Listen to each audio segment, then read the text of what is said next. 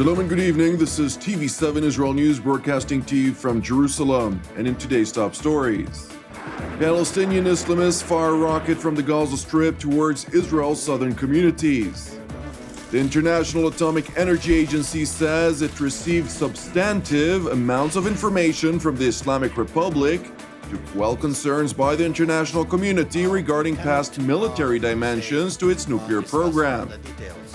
Egypt's president agrees together with his Russian counterpart to advance bilateral relations and boost economic cooperation.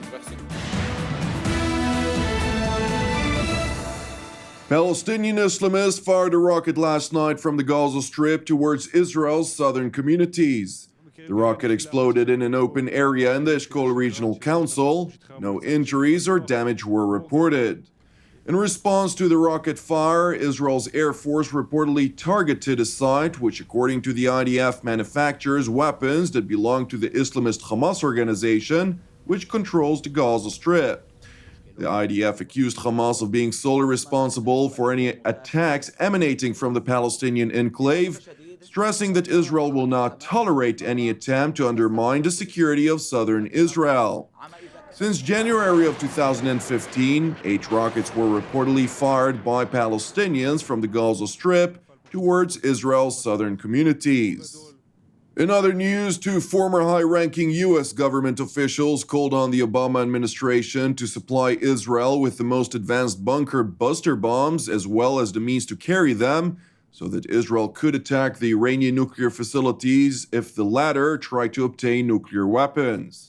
In an article published by The Washington Post, former CIA Director David Petraeus and Dennis Ross, Obama's former advisor on the Middle East, called to take a number of steps to ensure that the nuclear agreement would be a success. They also implored President Obama to commit to taking military action against Iran if it tried to obtain nuclear weapons after the agreement expires in 15 years. Meanwhile, the International Atomic Energy Agency said it received substantive amounts of information from the Islamic Republic to quell concerns by the international community regarding past military dimensions to its nuclear program, although it is too early to say whether any of the information is up to date. Iran has stonewalled an investigation by the UN nuclear watchdog for years into the so-called possible military dimensions of its nuclear program, but delivered on its latest promise to send further data to the IAEA by the 15th of August. We are now studying the explanation in writing, which we received on the 15th of August. We cannot discuss the details of the explanation submitted by Iran. Next step will be for us to study, review, and ask questions by the 15th of September. And then Iran and IAEA will engage in the substantiation process.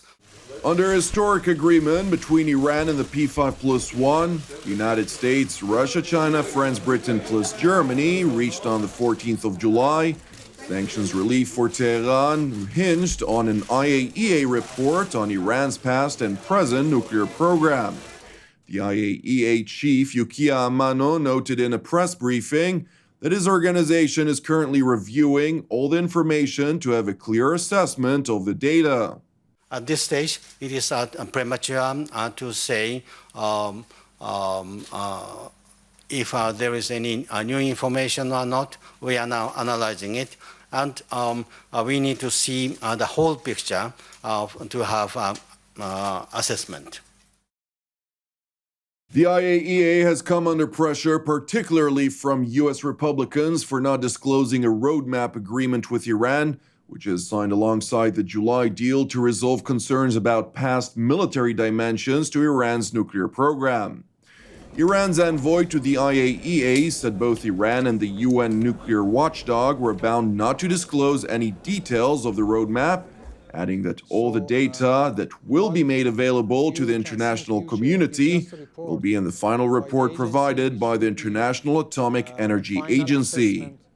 With regard to departure, we have a confidential, separate arrangement We are not going to disclose any part of that. So what you can see in future is just a report by the agency, which would be final assessment of the whole issue. Now to Moscow, where Egypt's President Abdel Fattah el-Sisi held talks with his Russian counterpart Vladimir Putin with economic cooperation, the fight against extremism, and the political situation in the Middle East topping the agenda. Я очень рассчитываю на то, что нам в ходе вашего визита удастся поговорить и по экономическим вопросам. Кстати говоря, товарооборот за прошлый год увеличился между нашими странами на 86%, но также поговорить и о ситуации в регионе в целом, по палестино-израильскому регулированию, по борьбе с терроризмом. Во всех этих вопросах Египет, безусловно, играет ключевую роль. Putin has been cultivating ties with Egypt, a Soviet ally for much of the Cold War and traditional export market for Russian arms. The Russian president visited Egypt in February for talks with his Egyptian counterpart, whom Putin has strongly backed. This is the third visit by President Sisi to Moscow since rising to power in Egypt. الحقيقة الشعب المصري في كل لقاء بيبقى متطلع دايما لحجم التعاون اللي ممكن يكون يتطور بيننا وبين دولة روسيا في المجالات المختلفة الاقتصادية وحتى في مجال مكافحة الإرهاب في منطقة بتعاني حقيقة من إرهاب يؤثر على أمن واستقرار مش بس الدول بعينها لا على أمن واستقرار المنطقة ويمكن العالم كمان. Following the meeting between the two leaders, President Putin and his counterpart Sisi pledged to further boost cooperation between the two countries. Among the agreements, President Putin announced Russia's participation in the construction of a nuclear power plant in Israel's western neighbor. Один из крупнейших двусторонних проектов – это строительство в Египте атомной электростанции по российским технологиям. Since Western powers imposed economic sanctions on Russia last year over the Ukraine conflict, Moscow has accelerated attempts to build ties with Asia, Africa, and South America, as well as warming relations with its former Soviet-era allies. Now to Lebanon, where the You Stink campaign has mobilized against the government's failure to solve a garbage disposal crisis, bringing thousands of people onto the streets in protests that have threatened the survival of the cabinet. The trash crisis began last month when the main refuse tip for the capital, Beirut, was closed with no ready alternative. While collection has resumed in some areas, no lasting solution has yet been found. The protest campaign, which has mobilized independently of the big sectarian parties that dominate Lebanese politics, blames political feuding and corruption for the failure to resolve the crisis that has left piles of uncollected garbage stinking in the streets.